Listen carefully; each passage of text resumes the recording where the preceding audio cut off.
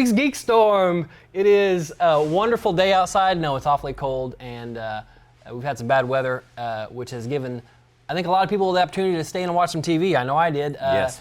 But I'll tell you what it hasn't done. It hasn't kept Sean and Lauren, Sean would normally be here, and when Sean isn't here, Lauren's over here and I'm over there.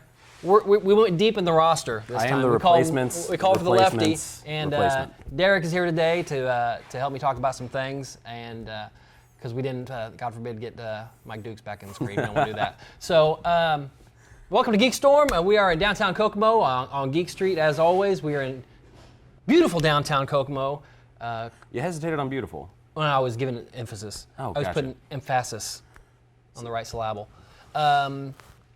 We're at the Kokomo Toys and Collectibles, as always, and we normally short this, so I'm going to do this first. The first thing we're doing today is the Toy of the Week, okay?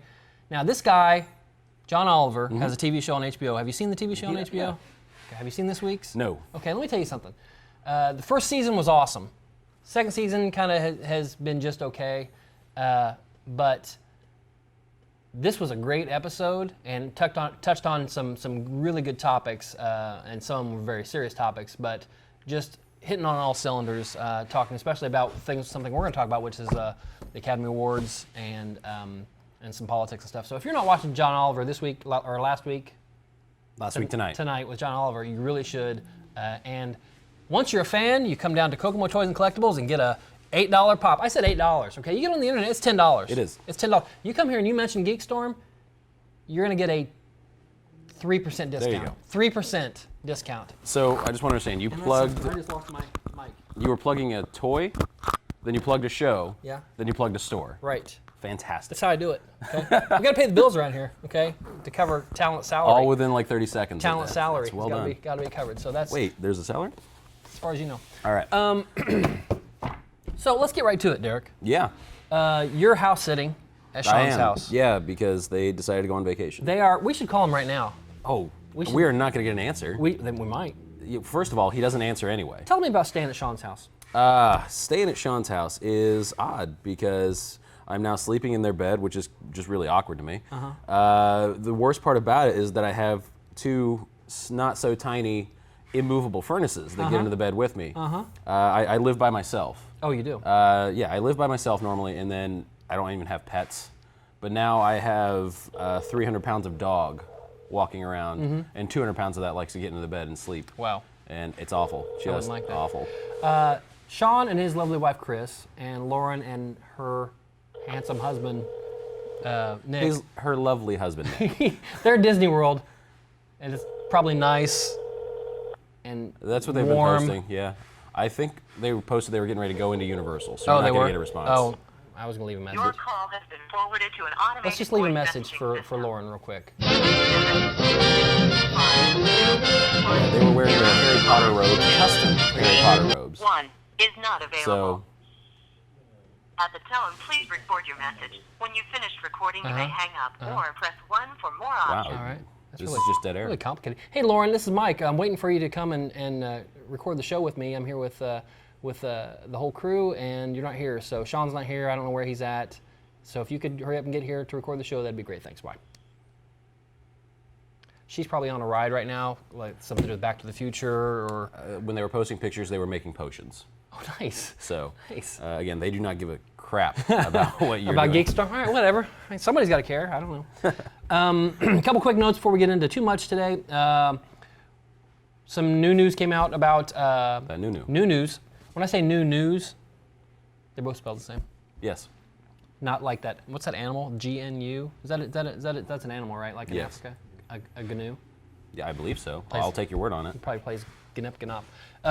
If you're familiar with Stephen King, he did it was a short story, but it came out as an audio story with full sound effects. And this was in, I'm going to say 1989 or something like that. It's called The Mist. And it was one of the first times they touted it as an audiobook that had 3D sound. And that's what they were really trying to make the gimmick. The movie came out, I'm going to say 6 years ago, maybe, something like that. That's a total guess, with Thomas Jane and actually a little bit of star power in the movie. And it wasn't a bad movie at all. And I really liked the ending. Some people didn't like the ending. It was kind of Twilight Zone-ish, but I liked it quite a bit. Did you see the Mist movie? Oh, you really should check it out. No. Yes, I did. I'm sorry. The movie. I had to think about that. Yeah. So anyway, Spike, which is, I thought that channel went away, but I thought so. they've ordered a pilot for The Mist. I can't see something like that unless they're really going for a Walking Dead type of vibe where it's the drama centered around every once in a while somebody gets attacked, that type of thing. I don't know if that'll. I don't think so, especially when it's that kind of suspense thriller, almost horror. Everybody knows the gag already. Everybody knows the ending, so they'd have to change something pretty dramatically, just like with Walking Dead. Right. Obviously, Walking Dead's still going on, but we all know that it took a sharp left. Well, that's right, rather. Sure. Sharp right away from the comic story. Right. And Kirkman said that's exactly what he wanted to do because it would be so boring to be told again. So I think the same thing would be true with The Mist, where they're all going to die. It's because of blank. Right. Not to spoil anything for anyone. It's several years old. It's okay. Well, no, I try to avoid it because I apparently inadvertently ruined The Office for someone the other day, and I got a stern lecture about it. Also been off the air for a long time. I agree, and somehow I got yelled and lectured at. Did you ask that person for a list of things you are allowed to talk about? I did. The list is very short. Were they forthcoming? Okay. And The Mist, just environmentally, The Mist would be so much more difficult to be exciting because it is looking at this storefront right now. Yeah. Everything out there is covered in mist and fog, and you can't see anything. And there's tentacled creatures and all kinds of things you can't see, but people are just basically huddled in buildings and It's going to be a series of one-room plays. Yeah, and that's exactly right. Great. So that'd be really, really boring. Now, have you seen? I know you don't have the Netflix, but have you seen Daredevil? Yeah. The first season. Yep. Okay, so the second season's coming out here. Yes. March. What did I write down? March 18th. March 18th. That coincides with what I wrote down. And so we just saw a brand new trailer. We did. Just literally. moments ago. Yeah. Brand new trailer. This one is rife with Elektra. There's a lot of Elektra in it. All of the terrible, terrible puns I've seen, it is Elektra. Oh, that's silliness. It That's is not how you awful. spell it. Yes, it doesn't matter. They just hyphenated it. okay. It fixes everything. I see.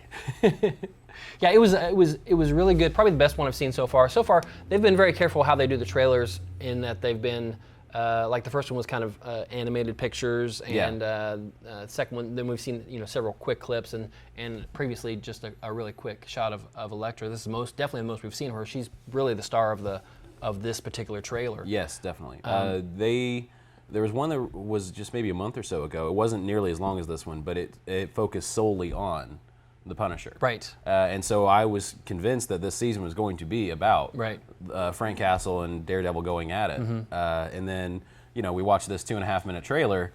It is solely about Elektra. And I'm like, oh, well, now because both trailers showed enough content that you were convinced that this season was going to be about this particular relationship. Right. So I don't know how they're going to shove everything in and make it work, but I'm really excited because the first season was amazing. Yeah, one of the things I said about last season was that I felt like it could have been tightened up and maybe be 8 episodes instead of 13, and because I felt like they were just stretching things for the sake of stretching episodes towards the middle. And like with where you just had the day in the life of. Where he started with him cooking his omelet. Yeah. Okay. Yeah, and just some of the stories being told. I mean, you had the mob bosses from each individual sect, and it just felt like we could have done away with those Russian dudes. That didn't necessarily need to be part of the story. And this, though, you've got, besides Daredevil, who we want to see more of, you've got Punisher, who we want to see a lot of, and Elektra, who we want to see a lot of. Yep, definitely. So, and hopefully. It's tough when you have a TV show and you have choreographers, fight choreographers, because for them to show different fighting styles, I think, and maybe they'll have 2 sets of choreographers. But I'm hoping we see, I know we'll see much different fighting styles from Elektra than we have, the Street Fighter Daredevil that we saw, say, in the hallway scene. And they even alluded to kind of like a new hallway scene in this trailer. I don't know if you saw it or not, but there's a hallway and there's a fight going on, and it's. So if it's another single camera thing, I think that'd be pretty great. People might think it's a copy, but I like copy things that are especially when it worked. It's not necessarily a bad thing to copy yourself. Right. Especially, they call that a trend, Right, so that sure. works. Yeah, I really do think they need to switch up the fighting styles because Daredevil will not fight the way Elektra does. Right. And obviously, Frank Castle will not fight at all. And this is a relatively unknown actress, so I have no idea what she's done before. I could have looked it up, but obviously we haven't seen her fight, and you really don't see her fight too much in this show. The fighting that is a lot of silhouette, so you don't see quite as much as I'm sure we will in the series. Mike, you may have forgotten that she was a ninja. She wasn't just she was allowing herself not to be seen. Exactly. That's part of what it was. And speaking of ninja, we introduced they did a name check on the hand, which is really exciting. Which I thought was strange. Didn't we hear that they were the hand in the first one, or no? I don't think so. I thought we did. That's why I. If it was just another name check. I think the Asian actor that was one of the mob bosses, was he a member of the hand? Was he Stone or something like that? He was just a named character that was just maybe Yakuza or something like that. Okay, so if they bring in like Stone and Claw and I can't remember any of the other names, that'd be pretty cool. Yeah. Because those were like characters, not just Ninja number 7 and Ninja number 8, Right. Ninja number 9. I thought they had at least mentioned the hand. Obviously, the guys in New York were not the hand, but I thought they had at least mentioned like, oh, we got to do this or else they are going to show up. Kind of thing. Right. And as I heard that, a split second after I heard that, I thought, there's some kid right now that's going, oh, they're just copying that off the Turtles. And he talks like this when he says it, too. They're just copying it off the Turtles. Do you have a kid in mind? Turtles or? are foot, no. Okay. Just kids of that generation that have never read Frank Miller's Daredevil. But, so, yeah, that's exciting to me to see that and to see the second season getting ready to start on March 28th, which is the same time, I don't know if you knew this or not. Not a thing. The same time as the Batman vs. 18th? Yeah. 18th, which is the same time as Batman vs. Superman. Yeah. And I've already made my call that Daredevil's going to beat I don't know, Batman and Superman in the box office, I'll say. How do you measure that? That's impossible to measure. We'll see how the fans react. Okay. Oh, you mean like what people will like more? Yeah. I want to say that it'll still beat it in the box office. Obviously not even possible, but... Batman vs. Superman is going to do well. It is. There's been rumblings about the studio maybe being a little afraid, or some Ben Affleck maybe not liking the script at the beginning and doing a lot of rewrites, and so it's hard to say what that'll be like. It'll be a very different Superman than we've ever seen, and it'll be our first look at Ben Affleck. I like everything I've seen so far, with the exception of Lex Luthor. I like everything I've seen so far, so we'll see. Yeah, I'm still reserving judgment on Lex, just because a lot of fans have basically stated like that chummy, jokey version of him is obviously his Persona. alter ego. Okay, gotcha. That's how he pretends to be in front of society, because they don't know that he's that evil schmuck yet. Which, sure, that's a possibility. I hope he goes away really quick. Yeah. I know one of his lines by heart by now. That 3-syllable word line. That one and the red capes are coming. I want that to go away. If somebody was upset about anything in the script, they should have taken that right out with a pen, not with their finger, because it would take much longer. And much more permanent. Right. Yeah. So on the 18th, we got both those coming out. So that'd be quite a geek end. Okay. That's clever. Thank you. I just made it up just now. Also, we've got some casting news for Iron Fist. That's been a long time coming. Yeah. Mike Coulter, the guy who plays Luke Cage, has said that it's already done. It's a done deal, but he never said who it was. This guy, his name is Finn Jones, is on Game of Thrones. He plays one of the Lannisters, Loras Lannister, the Flower Knight. He's not a Lannister, the Flower Knight. He's not? No. He was Marjorie's brother, the Flower Knight. Oh, you're right. Yeah. Anyway, he's Loras Lannister, though, still. Did I get that part right? Again, not a Lannister, though. He's not a Lannister? No. Okay. If he's the Flower Knight, because I'm pretty sure it is the Flower Knight. It is the Flower Knight. But he's not a Lannister. So he'd be Loras Tyrell. Yes. Thank goodness we got that. Yeah, that was rough. I'm glad it was there for you. Okay, Iron Fist.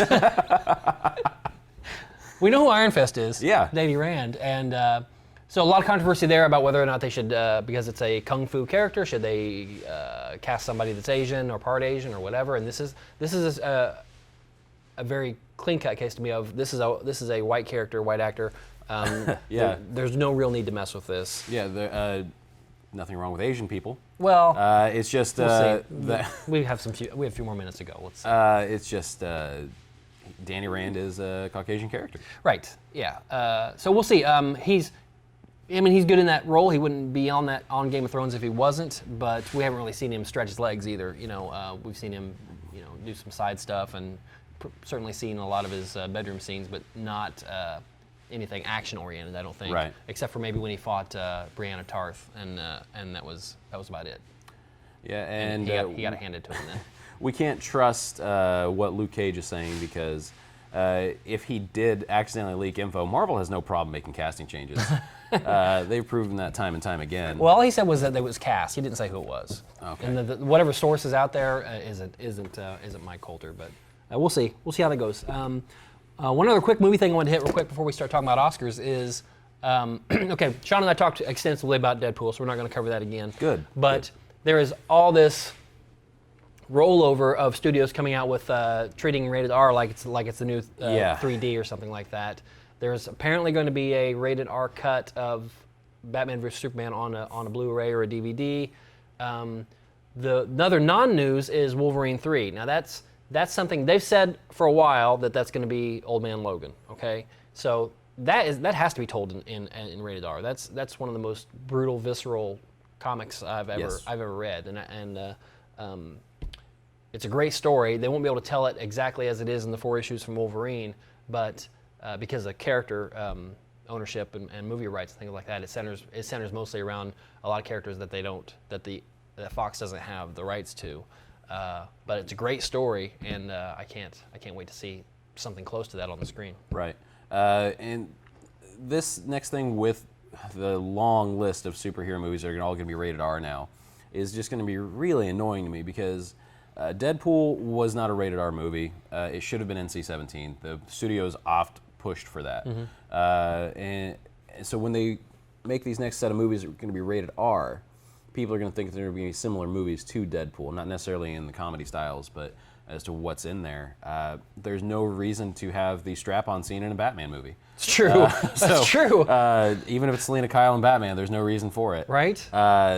So when they go see these movies, they're going to tap on this rated R, but it's going to be language and a little more violence. Here's the thing, and we've talked about this a little bit before on other episodes, but the MPAA is a joke, and it's bought and paid for by studios, and if you have any interest in knowing, check out a documentary called This Movie Is Not Yet Rated. Mm-hmm. It's very telling, very honest of how that whole process works and why it doesn't work. So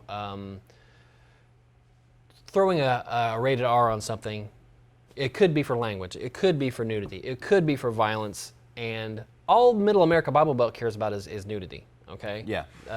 So you can make something as violent as you want and still get the PG-13 and still get the PG-13 money. Because the actual, like on the books listing is if there's flowing blood, right? That's when automatically gets rated R. I think might be. Yeah, if it's just, someone is bloody, that's Right, fine. But right. if there's you see that, because one of the Harry Potter films almost got the rated R tag for that. When Wolverine goes crazy in X-Men 2, I think it is, in the mansion when all the guys come in, you don't see a bit of blood. They are getting skewered left and right. Everybody has holes in them, and they're all over the floor. But no, they're unconscious. You don't bleed. No. He's got the curare tipped. He just gets them a little bit. Yeah, exactly. And so when they do this with Deadpool, it made sense because again, we all knew the content. Well, 90% of us knew the content going in, but there were still parents taking their kids in, obviously. Crazy. So when they do Old Man Logan, again, comic fans know the content. It will be rated R, but it will be, again, language and adult content, not necessarily sex. No, I don't think there's anything like that in that story. No, not whatsoever. But, fans will still want to see Old Man Logan. If this is him going out, if he's not going to play Logan anymore, which I can't imagine, he won't come back in a few years and maybe just do some appearances. This is his license to print money, to be Wolverine. Exactly. That'd be a heck of a way to go out with that storyline. Yeah. And if you haven't read it, please go. Hey, head right down to Comics Cube, which is 2 doors that way, right here on Geek Street, and pick up a trade paperback of Old Man Logan. It's only 4 issues, and I think there might be a giant size at the end of it. And it's a great one-off kind of a future alternate future story set, kind of like Dark Knight is. How Dark Knight was set 20 years after Batman retires. This is, I think, 50 years after this horrible event that happens in the Marvel Universe, and Wolverine basically just walks away from everything. Yeah. And there's a great reason why he does it, and they don't give it to you until like the second or third issue. It's kind of a buddy cop thing, buddy thing with Hawkeye, which obviously they're not going to be able to use Hawkeye, so it'll be interesting to see who they throw in there. They'll get some guy named Trickshot. Somehow we'll get the rights to that. Right. So we'll see how it goes, but it's gonna be interesting, and it'll be good to see it. And we're still a couple years away from that. But so this Sunday, Oscars. Yeah. Oscars. Yeah. Normally, a lot of you don't know this, but I normally have an Oscar party, and I invite a lot of people, and only Chris shows up, and Derek's shown up once or twice. Yeah. Well, yeah. There was one time we were able to do it at your work. That's true. That's true. And so. We talked about Oscars when they were announced a little bit, but didn't get into it too much because Sean doesn't really like the award show process. He's the guy that watches 18 documentaries on Netflix instead of any actual movies. Right, he'll do that definitely, and I like the documentaries too. But I like this award show. I like the Oscars because I feel like it's the closest we have to a legitimate award show. Who knows how People's Choice are really chosen? And Hollywood Foreign Press completely buys the Golden Globes, so it really is the closest we have anyway. So last week I gave you like 6 movies. You mean no? Well, I mean that sounds illegal. I lent you 6 movies. Since you're telling me this in front of God and the NSA. Well, I've got sometimes I'll cover my left eye and be known to watch a movie or two. That's, gotcha. Okay. But.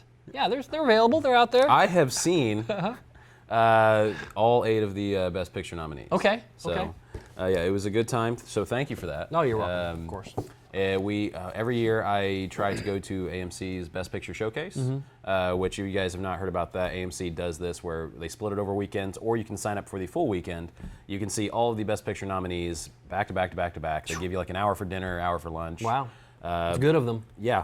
But they'll also take your orders, so that way you can just grab dinner from them. So they know what they're doing. Oh yeah. And this year, due to scheduling conflicts, the friend and I that normally go, we were not able to make either of the weekends. So luckily, we had a way to watch them. It was fantastic. Good.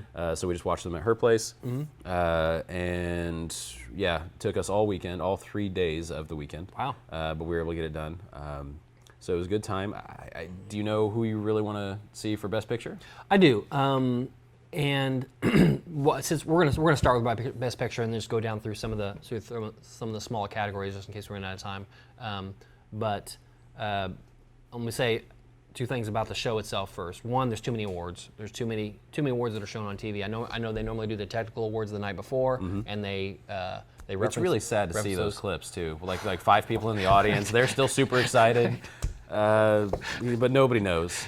It's like hosted by Danny Trejo or somebody who's like totally 3rd or 4th rate, in all actuality, it's usually hosted by one of the award winners from the previous year. It's usually hosted by best whatever. Which Chris Rock is hosting this year, right? Right. That'll be interesting to see. But this is normally well over 3 hours long. Rated R Oscars. Well, I don't know. He's done it before, and he did a good job. It'll be interesting with the climate this year to see how things go. But and then the other thing I want to say is what I was most upset about with the nominations were they increased the several years ago they increased the nominees in Best Picture from 5 to a possible 10. It's not a required 10, but it's a possible 10. And this year we have 8. I have no problem with having just 8. I have 2 problems with this though. When you only have 8, and one of them is Mad Max, how do you not nominate Star Wars? Yeah, I agree. Because their argument was that Star Wars is not necessary. It was a technical masterpiece, which bothers me because you just said it was a masterpiece, but didn't nominate it for Best Picture. Right. It didn't really have a strong story. It wasn't a strong original story, which I started looking down the list. I'm like, I kind of see what they're saying, but at the same time, Mad Max is a 2-hour car chase. Yeah. That's all it is. In a CG desert. Yeah, it's a. I'm one of the very few people I think that I've heard of that does not like Mad Max. Wait, time out. You don't like Mad Max? I don't like Mad Max. See what just happened? Huh. Disbelief. That's true disbelief. I will try to watch it again. It's on HBO this month, last month, whatever, and I'll try to watch it again. But I just like car chases in movies. I think they're lazy storytelling, and I think that probably biased my opinion about the movie the first time I saw it in the theater. Again, it's not a Mad Max movie. It's about Fiorentina. It's about that Furiosa? Furiosa. It's about her anyway. The other thing is, okay, you've only got 8 still. How is Straight Outta Compton not in there? I think it's a really good movie. It gets in for screenplay, but not for Best Picture. Well, it's an interesting climate, as you said earlier. Yeah, we can talk about that. So we'll see. We'll see how it goes. Best Picture. The nominations are Big Short. Tell me anything you haven't seen. I've seen all of these. You've seen them all. Yeah. Okay. Big Short, Bridge of Spies, Brooklyn. I have not seen Brooklyn. Mad Max, Martian, Revenant. You gave me Brooklyn. Doesn't mean I watched it. All right. Revenant, Room, and Spotlight. Normally I do these things. I try to look at a couple different things. What I think will win, given the climate, given what it's up against, and what I personally want to win. What I think are the best pictures. Before you go into that, I am just going to say that when we were watching these movies, we noticed, and every year that we do this, we notice there's usually a running theme between the movies. Like one year there was The Artist, Midnight in Paris, and Hugo, which were just everyone wanting to be back in the past. And there were a few other movies that went along with that. And this year, we saw that it was The Big Short, Bridge of Spies, Brooklyn, like everything you just listed off. The world is filled with awful people. So the only thing that doesn't make you think that is The Martian. Right. But yeah, the world is just filled with awful, awful people. Theoretically, Even Brooklyn yeah. makes you hate people. Martian is probably the only feel-gooder in there. Well, Brooklyn is a feel-good, but at Yeah. the same time, like you are screaming at someone because they're just being an awful person. I've not seen Brooklyn. Right. That's why I was making sure you understood. Like Okay. it does have awful people. Okay. Yeah. Everybody like Spotlight. Obviously, there's some awful people in that. The Big Short, awful dumb people. Bridge of Spies, awful people who want to start the next World War. Yeah. So yeah, it keeps going on. So just when you said the theme. This year's theme is awful people. Right. So who did you want to win for Best Picture? Who I want to win and who I think will win are the same in this particular category. It's The Revenant. I think it was an amazing movie, and I loved the cinematography, the directing. I loved all the long shots, even though we'll get into actor later. But I think it's got enough buzz behind it to